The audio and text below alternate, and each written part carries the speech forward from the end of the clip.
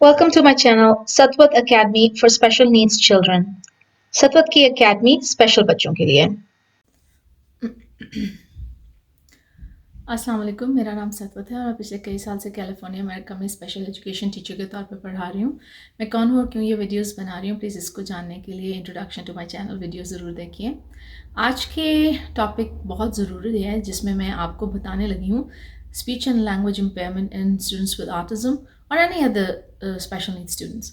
यानी जो हमें बातचीत करने में, जो बच्चों को बातचीत करने में और अपनी ज़ुबान को इस्तेमाल करने में मसाइल पेश आते हैं, ऑटिज़म है और कोई भी और भी इस किस्म की डिसेबिलिटी में, जैसे कि डाउन हो गया, डाउन सिंड्रोम हो गए, और जहाँ पे खुद स्पीच लैंग्वेज इम्पेयरमेंट की डिसेबिलिटी होती है। तो आज ज़रा उसके मुतालिक बात करते हैं। ये बहुत इंपॉर्टेंट वीडियोज़ हैं, इस पर इंफॉर्मेशन भी थोड़ी ज़्यादा हो सकता है। मैं इस वीडियो को दो सब सेक्शंस में बनाऊँ और मैं इसको स्पीच लैंग्वेज इन ऑटिज़म के हिसाब से ए और बी करके मार्क करके लगा दूंगी इंटरनेट पे। तो चलें स्टार्ट करते हैं।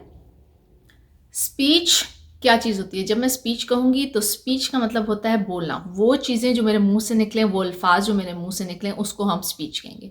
स्पीच का एक और वर्ड भी है वर्बल। तो वर्बल का मतलब होता है जो आप लफ्ज़ बोलें, इसे वर्बल लैंग्वेज भी कहते हैं, ठीक है। नॉन वर्बल लैंग्वेज, लैंग्वेज क्या होती है? वो पूरी ज़ुबान में आ जाती है। अब ज़ुबान से मुराद सिर्फ ये नहीं है कि जो लफ्ज़ हम बोल रहे हैं, ये जो स्पीच हम बोल रहे हैं, सिर्फ वही लैंग्वेज है या वही ज़ुबान है, बल्कि उसमें वो सारा कुछ आ जाता है जो आपने सुना, जो लफ्ज़ आपने सुने, उसके बाद वो आपके दिमाग में गए, आपके दिमाग ने उसके मुतालिक सोचना शुरू किया, उसको समझने की कोशिश की, उसके बाद दोबारा उसे प्रोसेसिंग कहते हैं, उसके बाद उसने उसका मतलब को समझा, उसके बाद एक उसका जवाब सोचा और फिर वो जवाब आपने दे दिया। तो लैंग्वेज ये सारा कुछ कहलाती है। स्पीच हो गया लफ्ज़ और लैंग्वेज हो गई ये पूरा प्रोसेस, अल्फाज का सुनने से लेके, उन्हें समझने से लेके और फिर वापस आने तक, या सिर्फ समझने तक और फिर उसके हिसाब से कोई एक्शन करने तक। और स्पीच एंड लैंग्वेज एक कम्युनिकेशन का हिस्सा है। कम्युनिकेशन का मतलब है मुवासलात, यानी एक दूसरे के दरमियान कोई जो है मैसेज पहुंचाना, या कोई एक दूसरे को कोई इंफॉर्मेशन प्रोवाइड, या फिर यूँ कह लें कि एक दूसरे को पैगाम रसानी करना, ये भी कम्युनिकेशन में आ जाता है। तो क्योंकि स्पीच लफ्ज़ों से और लैंग्वेज के थ्रू हम एक दूसरे से कनेक्ट करते हैं, एक दूसरे से बात कर सकते हैं, एक दूसरे की बात को समझ सकते हैं। तो ये हो गया स्पीच एंड लैंग्वेज कम्युनिकेशन। अच्छा, एक चीज़ और होती है लैंग्वेज में और उसको कहते हैं नॉन वर्बल कम्युनिकेशन। और वो क्या होती है वो मैं पहले ही आपको बता चुकी हूँ। नॉन वर्बल कम्युनिकेशन होती है जिसमें आप लफ्ज़ नहीं इस्तेमाल करते, बल्कि अपने इशारों से, अपने चेहरे से, अपनी बॉडी लैंग्वेज से दूसरों को बताते हैं कि आप क्या महसूस कर रहे हैं, या तो बहुत खुशी या गम या जो भी आपकी फीलिंग्स हैं, या आपको उनको इशारा देते हैं। जैसे हम बात कर चुके हैं कि पॉइंटिंग का मतलब हो गया कि मैंने बगैर बोले आपको कोई चीज़ दिखा दी, ठीक है, या इसका मतलब हो गया प्लीज़ इस वक्त खामोश रहें, ठीक है। और अगर मैं किसी पार्टी में हूँ, मेरा दिल नहीं चाह रहा आपसे बात करने का, तो मैं सिर्फ मुड़ के इधर को खड़ी हो जाऊँ, तो इससे पता चल जाएगा आपको कि कोई ये बात करने के मूड में नहीं है। तो ये होगी नॉन वर्बल लैंग्वेज, यानी हमने समझ भी लिया, इशारा वो हमारे दिमाग तक चला गया, उसे हमने समझ भी लिया और उसका मतलब भी हमें मिल गया। तो हमें कम्युनिकेशन तो होगी हमारे दरमियान, लेकिन उसे बोलने की ज़रूरत नहीं पड़ी। आज हम उस पर जोर नहीं देंगे। आज सारी चीज़ जो है वो स्पीच के ऊपर है, यानी स्पीच जो हम बोलते हैं और उसके थ्रू कम्युनिकेट करते हैं। स्पीच जो बोलना होता है बच्चे का, वो एक आम बच्चे का क्या होता है, एक न्यूरोटिपिकल बच्चा किस तरह से बोलना शुरू करता है और किस तरह से दूसरों को ये अपने कि वो क्या कहना चाहता है, ये चीज़ें वो कैसे बताता है और उसकी लोगों के साथ इंटरेक्शंस कैसे होती हैं। तो इसके लिए एक मैंने चार्ट बनाया है। अच्छा, यहाँ पे हम ये समझना शुरू कर देते हैं कि ये चार्ट किस तरह से मैंने ऑर्गेनाइज किया है। अगर इस तरफ आप देखें तो ये जो है ये है उम्र सालों में, तो इस तरफ मैं उम्र लिखूंगी बच्चे की। ये है कि उनके जुबान का इस्तेमाल क्या है, यानी लैंग्वेज यूजेज, कि वो किस तरह से अपनी जुबान इस्तेमाल करते हैं। और ये आखिरी पिंक और पर्पल सा जो है ये है सोशल ग्रोथ, यानी सोशल ग्रोथ का मतलब होता है जो आप सोसाइटी में या लोगों के साथ रह के आप कैसे बढ़ रहे हैं और ग्रो कर रहे हैं, उनसे किस किस्म की बातचीत कर रहे हैं और वो आपसे क्या एक्सपेक्ट कर सकते हैं। तो अगर इस तरफ आ जाएं तो जब बच्चा पैदा हुआ होता है, उसकी पैदाइश से लेके 1 साल तक जो बच्चा है उसकी जुबान का 1 से 5 लफ्ज तक वो जान सकता है। अब हर बच्चा फर्क होता है, इसलिए प्लीज ये एक सिर्फ गाइडिंग टूल है, इससे सिर्फ आप समझ सकते हैं। कुछ बच्चे से ज्यादा हो सकता है बोल सकते हो, कुछ इससे कम, लेकिन ज्यादातर बच्चे इसी तरह बोल सकते हैं। अच्छा, वो बुड़बुड़ाना आपस में शुरू कर देते हैं, यानी वो आपस में खुद से अपने आप से कुछ कुछ बोलना शुरू कर देते हैं। आपको समझ ना आए लेकिन कुछ कुछ बोल रहे होते हैं वो, जो आपको शायद समझ ना आए। इसके अलावा वो इशारे से बात करना शुरू कर देते हैं, यानी वो इशारे से आपको बता सकते हैं कि मुझे वो वाली चीज चाहिए, तो इशारा कर सकते हैं किसी चीज की तरफ। अच्छा, सोशली वो और लोगों के साथ किस तरह से इंटरएक्ट कर सकते हैं या किस तरह से उनके साथ बिहेव कर सकते हैं। जब कोई उनका नाम लेता है तो वो अपने नाम को पहचानते हैं। अगर कोई उन्हें नहीं कहता या किसी चीज से रोकता है तो वो उस पर रिएक्शन दे सकते हैं, यानी उसको सुन सकते हैं। अब उस पर चाहे चीखे चिल्लाएं, डिपेंड करता है बच्चे के घर का माहौल क्या है, या उसकी बात को सुन लें। लेकिन उनमें ये होती है इस वक्त मौजूद कि वो नहीं जब कहा जाए तो उसके तौर पे कोई रिएक्शन दे सकते हैं। उसके अलावा वो छोटी मोटी गेम्स जैसे पीकअबू, यानी आंखों पे हाथ रखना और कहना पीकअबू और फिर आंखों पे से हाथ हटाना, तो बच्चा हंसता और मुस्कुराना शुरू कर देता है। तो ये है जब पैदाइश से लेके 1 साल तक। अगला देखते हैं। अब यहीं पे मैंने ये दूसरा ऐड कर दिया पार्ट, अगर आप देख सकें। अगर नीचे देखें तो 1 to 2 ईयर ओल्ड बच्चा जो है, 1 से 2 साल का बच्चा क्या क्या कर सकता है। वो 10 से लेके 200 लफ्जों तक बोल सकता है। उसके अलावा, और यहाँ पे मैं ये कहती चलूं कि हर घर के बच्चे के घर का माहौल फर्क होता है। ये आमतौर पे देखा गया है कि जो न्यूरोटिपिकल बच्चे हैं, आम बच्चे हैं, जितना ज्यादा उनके घर में बोला जाता है, लैंग्वेज बोली जाती है, उनसे बातें की जाती हैं, उन्हें कहानियां सुनाई जाती हैं, उतने ही ज्यादा लफ्ज उनको आते हैं। जिस घर में एक आम बच्चा भी होगा और उससे कोई बातचीत नहीं कर रहा होगा, उसे आप एक कमरे में बंद कर दें तो उसको भी कोई जुबान सीखने नहीं आएगी। तो लैंग्वेज यूजुअली इंसानों के साथ मिलजुल के, उनको देख के, उनसे बात करके ही सीखते हैं। इसके अलावा यहाँ वो आसान हिदायत पर अमल कर सकता है, यानी उन्हें कुछ एक आध चीज के ये उठा लो, इस तरह का कहें तो वो बात सुन सकते हैं और समझ सकते हैं। हाँ और ना में जवाब दे सकते हैं, और क्या हुआ का जवाब दे सकते हैं कि व्हाट हैपेंड, व्हाट जो क्वेश्चंस होते हैं ना कि क्या हुआ, क्या चाहिए, इस तरह की चीजों का वो जवाब दे सकते हैं। अगर इस तरफ आ जाए तो वो आंखों में आंखें डाल के आपसे बात करने की कोशिश करते हैं। आंखों में आंखें डाल के, अगेन मेरा मतलब ये खैर 1 साल का बच्चा भी कर सकता है। बच्चे बच्चे बड़े बढ़ करते ही वो आपकी तरफ देखना शुरू कर देते हैं, लेकिन ज्यादातर फिर वो आपकी तरफ देख के बात करते हैं।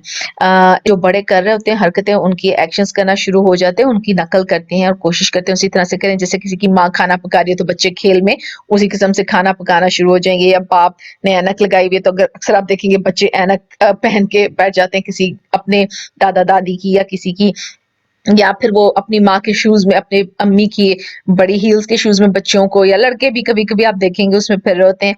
इसके अलावा प्रिटेंड प्ले हो जाता है, जैसे अलामती और प्रिटेंड खेलना है। प्रिटेंड प्ले का मतलब होता है जैसे एक कोई चीज उठाए उससे ऐसे, जैसे मैं काफी एग्जांपल देती हूँ, ये जैसे वो गाड़ी है उसको उस तरह पे चला लिया, गाड़ी ना भी हो तो। और पैरेलल प्ले का मतलब होता है कि किसी और बच्चे के करीब करीब खेलना। कोई जरूरी नहीं कि आप उसके साथ मिलके ही वो बच्चा खेल रहा हो और बहुत समझदारी के साथ खेल रहे हो, 2 बच्चे मिलके हर चीज बड़ी अच्छी समझ आ रही है, लेकिन हाँ करीब करीब होके खेलना शुरू कर देते हैं, और इसी जमाने में उनका इकट्ठा खेलना भी शुरू हो जाता है। जो मैंने आखिरी तैयार की आपके लिए से, और मैंने ज्यादा तैयार नहीं की, वो 2 से 3 साल के बच्चे तक की है। और इनके लिए ये जो है, ये 2 से 3 लफ्जों के जुमले बनाना शुरू कर देते हैं। इनको अपने बॉडी पार्ट्स, अपने जिस्म के हिस्सों का भी पता होता है। तो आप पूछे आंखें कहाँ है, नाक कहाँ है, तो वो इसका जवाब दे सकते हैं। फिर कहूंगी, अगर ये किसी ने उसे कभी सिखाया ही नहीं तो उसे नहीं आएगा, लेकिन चांसेस हैं कि एक आम बच्चा जो होता है, ये हम आम बच्चों की बात कर रहे हैं, और ये इसलिए समझना जरूरी है कि जब हमें यही नहीं पता होगा कि आम बच्चे क्या कर सकते हैं, तो हमें फिर किस तरह अंदाजा होगा कि हमारे वो बच्चे जिन्हें ऑटिज्म है वो क्या नहीं कर सकते। देखिए, एक आम बच्चा जो है वो ये सब कुछ बताना, एक बॉडी पार्ट्स इंसान के जिस्म के हिस्से कुछ बना शुरू कर देता है, जैसे कि मेरे पाँव में चोट लगी है या आंखों में कुछ हो गया, इस तरह सर के इशारे से भी बता सकते हैं। वो जो है क्या और कहाँ और कौन का जवाब बता सकते हैं, यानी किसने धक्का दिया, अगर कोई आप उससे पूछे तो वो आपको बता देगा। 2 से 3 साल के बच्चे की बात हो रही है, और सवाल करने शुरू हो जाते हैं। कुछ लफ्जों में, 2 से 3 लफ्जों में सवाल करने शुरू हो जाते हैं। अच्छा, यहाँ पे ये भी बता दूं कि वो 200 से 1000 लफ्जों तक जानते हैं। फिर वही बात आ जाती है कि आप उनसे कितना ज्यादा बोलते हैं और नहीं बोलते, इस पे बहुत ज्यादा डिपेंड करता है। इस तरफ आ जाइए तो participates in simple group activities, इसका मतलब है जो, जैसे एक टेबल, अब ये बच्चे जो हैं ये तकरीबन प्री स्कूल की एज के लिए तैयार होना शुरू हो जाते हैं कि जैसे आप एक छोटी टेबल पे बैठ के 2-3 लोगों के साथ मिलके किसी एक ही एक्टिविटी में हिस्सा लेना शुरू कर देते हैं। जो लोग हैं वो इनकी 50% से लेकर 75 पर्सन तक जो इनकी बात है ना, तकरीबन ज़्यादातर बात इनकी समझ आनी शुरू हो जाती है। जब बच्चे छोटे होते हैं, कुछ-कुछ बोल रहे होते हैं, तो कभी ऐसा होता है पहला जुमला बोल देते हैं कि मैंने खाया, ऐसे कर दिया, तो बीच के लफ्ज़ आपको नहीं समझ आए। लेकिन ये है कि इसमें अब आपको ज़्यादातर उनके जुमले और हर चीज़ समझ आनी शुरू हो जाती है। इनकी बात को आप समझना शुरू कर देते हैं, ज़्यादातर बात को। और आखिर में एक चीज़ जो मैंने पॉइंट यहाँ पे की है कि वो मेक बिलीव प्ले करना शुरू हो जाते हैं। मेक बिलीव का मतलब होता है ख़यालाती। जैसे अगर उनके पास एक घोड़ा है तो वो ऐसे प्रिटेंड करेंगे और खेलेंगे जैसे वो घोड़ा किसी आसमान में बादलों पे चला गया और वो यूनिकॉर्न है और वहाँ पे कोई मे बी कैसल है, कोई महल है, इस तरह की चीज़ें। यानी जो चीज़ें रियल नहीं है, जो चीज़ें असल में नहीं होती। याद रखिए, प्रिटेंड प्ले का मतलब होता है असल चीज़ों की तरह का खेलना, और मेक बिलीव प्ले का मतलब होता है जो चीज़ें नहीं है दुनिया में। जैसे अगर मैं कहूँ फेरीज यानी परियां, तो वो चीज़ असल नहीं है। तो इस तरह के गेम्स भी वो खेलने शुरू कर देते हैं। चलिए, ये चार्ट जो था इसने आपको पैदाइश से 3 साल तक के एक बच्चे का तो बता दिया। अब मैं रफ बड़ा जल्दी से टच कर लेते हैं 3 से 4 साल का बच्चा जो है वो क्या कर सकता है। तो 3 से 4 साल का बच्चा जो है वो मुश्किल सवालात को भी सोचना शुरू हो जाता है, उसके जवाब देने शुरू हो जाता है, जैसे कि हाउ एंड वाई क्वेश्चंस, कि क्यों ऐसा हुआ और कैसे हुआ। तो ये भी थोड़े से अब वो जुमले उसके मुश्किल होने शुरू हो जाते हैं, वो इन चीज़ों का भी जवाब दे सकता है। कोई 1000 से लेके 1600 लफ्ज़ तक बच्चा ये बोल सकता है, उसकी वोकैबुलरी में होते हैं। और जैसे कि मैंने पहले कहा कि जितना ज़्यादा आप उनसे बोलेंगे, जितनी उन्हें बुक्स पढ़ के सुनाएंगे, जितना उनके साथ इंटरेक्शन होंगे, जितने फैमिली में लोग ज़्यादा, तो ये उससे भी ये रिलेटेड होता है कि उतना ही ज़्यादा बच्चा बोल पाता है। उसके अलावा वो बच्चा जो है दूसरे बच्चों के साथ बहुत खेलना शुरू हो जाता है, टर्न टेकिंग शुरू हो जाता है, और वो अपने पास्ट एक्सपीरियंसेस के बारे में बताना सीख लेता है। यानी कि उसके साथ 2 दिन पहले क्या हुआ, 4 दिन पहले क्या हुआ, या वो किसी आपके साथ किसी सफ़र पे गया था तो वहाँ पे क्या किया, क्या खाया, क्या नहीं। तो अब उसकी जो ज़ुबान होती है वो इतनी कॉम्प्लिकेटेड हो जाती है कि वो आपके साथ ये सारे अपने एक्सपीरियंसेस शेयर कर सकता है। तो अब ये इसलिए मैंने बताया रफली कि इससे ज़्यादा बच्चा जो हो जाएगा 4 से 5 साल का बच्चा, उसमें फिर ये हो जाता है कि वो 2 से 3 क्वेश्चंस को आपके इकट्ठा समझ सकता है। कमांड्स जिसे कहते हैं या प्रॉम्प्ट्स कहते हैं, उसको वो समझ सकता है। मसलन आपने कहा ऊपर जाओ, वहाँ मेरे कमरे का दरवाज़ा खोलो, उसके अंदर बिस्तर के नीचे से फ़लाँ चीज़ ले आओ। तो ये 2-3 चीज़ें हैं जिसे वो याद रख सकता है और ये बच्चा ये चीज़ों को फॉलो कर सकता है। इसके अलावा जब वो दूसरे बच्चों के साथ खेलना शुरू होता है तो उसमें वो खुद भी उनको बुलाना स्टार्ट कर देता है कि आओ मेरे साथ खेलो। वो उनको इन्वाइट करना शुरू कर देता है। उसमें ये वाली भी एक एबिलिटी आ जाती है बोलने के हिसाब से। फिर अगर कोई उसमें थोड़ी मोटी लड़ाई हो जाए छोटी मोटी बच्चों के साथ खेलते हुए, तो वो फिर उसकी प्रोसेसिंग लफ्ज़ों की इस तरह की हो जाती है कि वो सोचना शुरू कर देता है और वो थोड़े छोटे मोटे मसाइल को हल भी कर लेते हैं बच्चे। आपस में आपने देखा होगा खेलते हैं 3-4-5 साल के बच्चे, और खेला और थोड़ी सी लड़ाई और फिर मसला हल किया और फिर वहाँ से आगे बढ़ गए। अच्छा, इनकी लैंग्वेज जो है वो तकरीबन 1600 लफ्ज़ों में से लेके 2500 लफ्ज़ तक इनके पास होते हैं। और ये अब जिस तरह कहते हैं इसम तो हो गया ना कि किसी चीज़ का नाम बता दिया। उसके बाद होते हैं फेल, यानी खेलना, खाना, कूदना, पहनना, आना जाना। ये बहुत सारे उन्हें फेल या वर्ब्स उन्हें ये आ जाते हैं। और उनकी ज़ुबान में एडजेक्टिव्स भी आ जाते हैं। एडजेक्टिव्स क्या होती हैं? सिफ़ात किसी चीज़ की। तो जैसे कि वो ना सिर्फ ये कहेंगे कि मेरे पास गेंद है, वो कहेंगे कि मेरे पास बड़ी वाली काली गेंद है। तो ये इस तरह से वो चीज़ों को डिस्क्राइब भी करना शुरू कर देते हैं और उनके जुमले थोड़े मुश्किल होने शुरू हो जाते हैं और कॉम्प्लेक्स होना शुरू हो जाते हैं। अब ये बहुत ज़रूरी है ताकि अगर आपके घर पे एक ऐसा बच्चा है जो ये सारा कुछ नहीं कर पा रहा, या वो अभी उसी स्टेज में अड़ा हुआ है कि सिर्फ 10 लफ्ज़ आते हैं, 2-3 साल का हो रहा है, तो ये डेफिनेटली आपको इसमें परेशान होने की थोड़ी बहुत ज़रूरी इसलिए है कि आप जाके किसी को दिखाइए, किसी से प्रोफेशनल से हेल्प लीजिए।